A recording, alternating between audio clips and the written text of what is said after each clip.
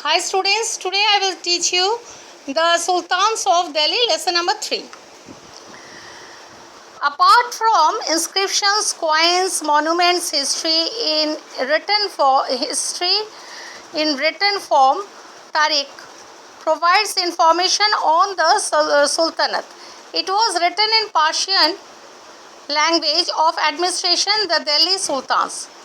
These Tariq were written by men who not only recorded events but also advised the sultans on governance. There were 5 dynasties ruled over Delhi.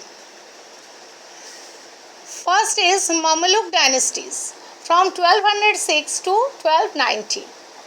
The Mamluk dynasty was directed into northern India by Qutbuddin Aibak, a Turkic Mamluk general from Central Asia. He was one of the slaves of Mamluk Muhammad Ghori, and after Ghori's death in 1206, he laid the foundation of the dynasty named the Slave Dynasty.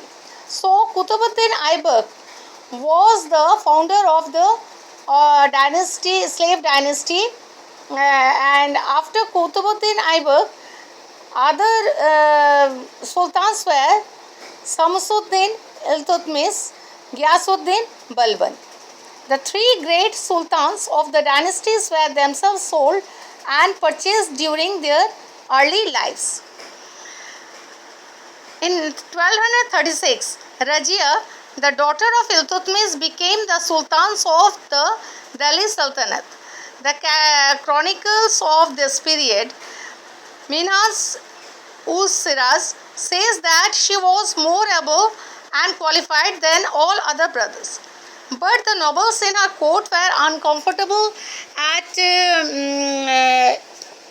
having a lady as a ruler, and therefore differences within the court became the order of the day. Ultimately, Razia Sultan was removed from the throne in 1240 C.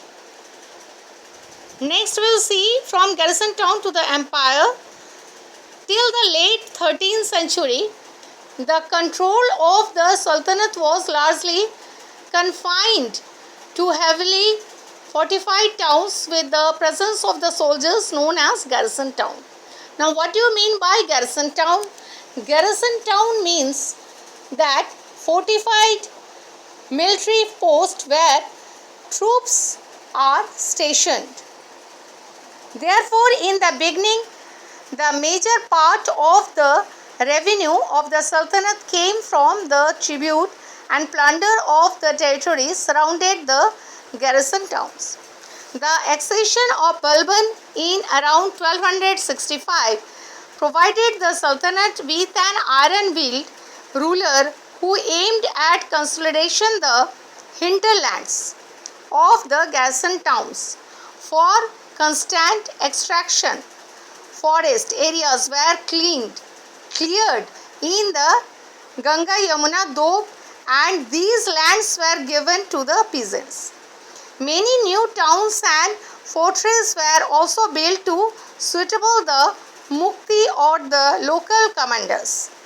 Next, Balban was succeeded by weak rulers, hence the throne of Delhi was taken over by the Khaljis. The Khalji and the Tughlaq continued to the bandhans or slaves in administrative posts. However, they also placed people of humble birth in high political and military position and the governors. Okay, next the rest. Thank you.